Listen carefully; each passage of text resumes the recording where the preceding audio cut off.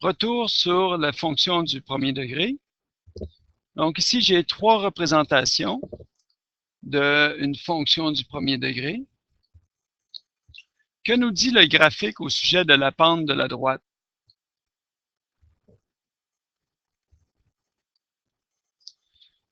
Eh bien, comme la droite monte, on sait que sa pente est positive. La droite monte, donc sa pente est positive. Où retrouve-t-on la pente dans l'équation? Donc, la pente est ici, oui, la valeur m, qui est 2. Où retrouve-t-on la pente dans la table des valeurs? Donc, les premières différences qui sont ici correspondent à la pente de l'équation. Ensuite, où retrouve-t-on l'ordonnée à l'origine dans le graphique de l'équation? L'ordonnée à l'origine est l'intersection avec l'axe Y. Donc ici, c'est la valeur 3. Donc, qu'on désigne par la lettre B habituellement. Où est-ce qu'on le retrouve dans l'équation? Oui, c'est la valeur 3 qui est là. Donc, c'est l'ordonnée à l'origine B. Où est-ce qu'on retrouve l'ordonnée à l'origine dans la table de valeurs? La table de valeurs, son ordonnée à l'origine, c'est la valeur lorsque x est égal à 0. Ici, donc mon B, je vais le retrouver à la valeur x égale à 0. Dans l'exemple suivant, donc on cherche encore une fois la pente. On regarde dans le graphique que vaut la pente. Eh bien, on voit que la pente diminue, elle est négative. La droite descend, donc sa pente est négative. Où retrouve-t-on la pente dans l'équation? Eh bien, la valeur m, qui correspond à la pente, est située devant la valeur x. On sait que c'est négatif, donc c'est négatif, il y a un moins.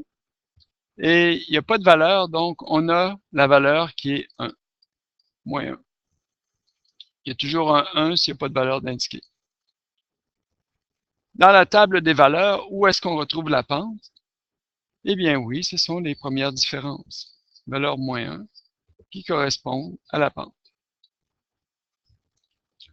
L'ordonnée à l'origine, dans ce cas-ci, sur le graphique, on le retrouve à l'origine.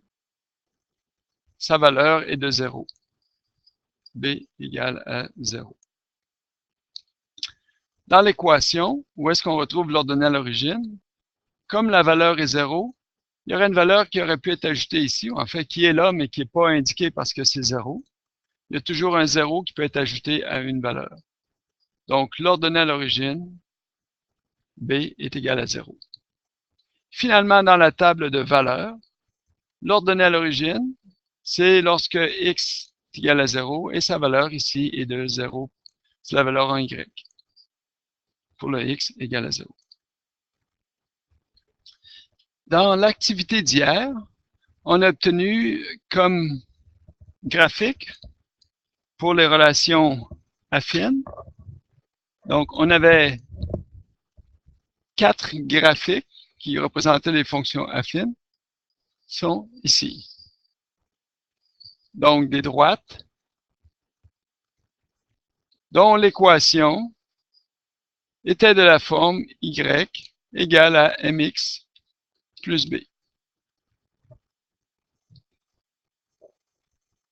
On a aussi obtenu des relations pour les fonctions du deuxième degré qui correspondent à des paraboles qu'on a ici et sur les graphiques suivants.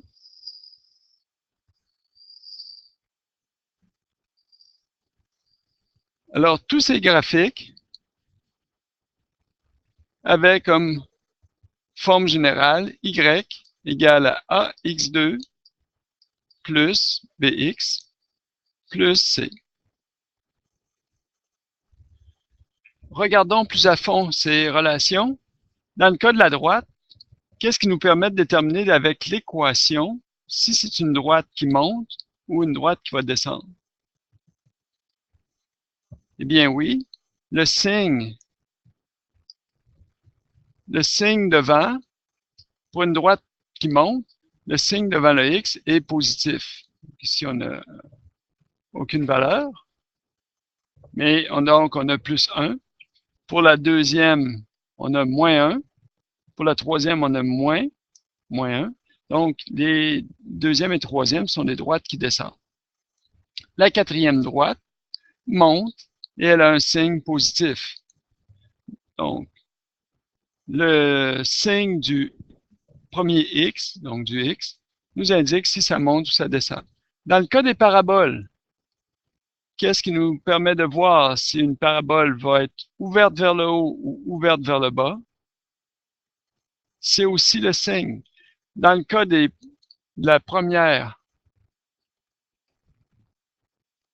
parabole ici, donc de cette parabole-ci, de celle-là, de celle-là, de celle-là. Dans le cas de ces 4 paraboles-là, ce qu'ils ont en commun, c'est le signe du x au carré qui est lui aussi positif. Alors que dans le cas des 2 autres paraboles,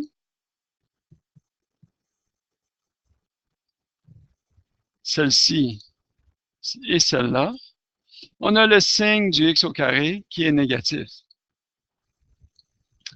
Donc, le signe du x, dans le cas de la fonction affine, nous indique si ça monte ou ça descend.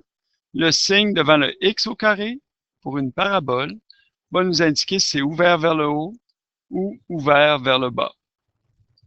Donc, celles-ci sont ouvertes vers le haut.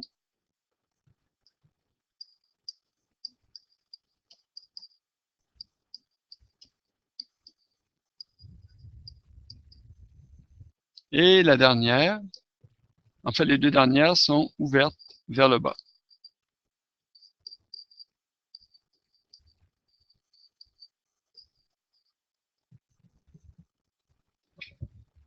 En conclusion, comment peut-on reconnaître l'orientation d'une droite à partir de son équation? Eh bien, lorsque le signe du coefficient de x est positif, parce que si c'est le m, le coefficient de x, c'est-à-dire si m est plus grand que 0, la droite monte.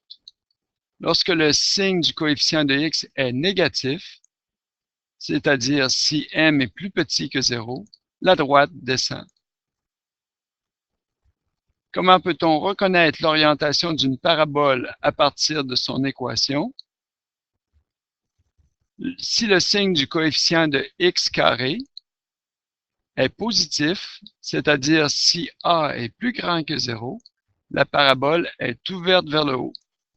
Si le signe du coefficient de x au carré est négatif, c'est-à-dire si a est plus petit que 0, la parabole est ouverte vers le bas.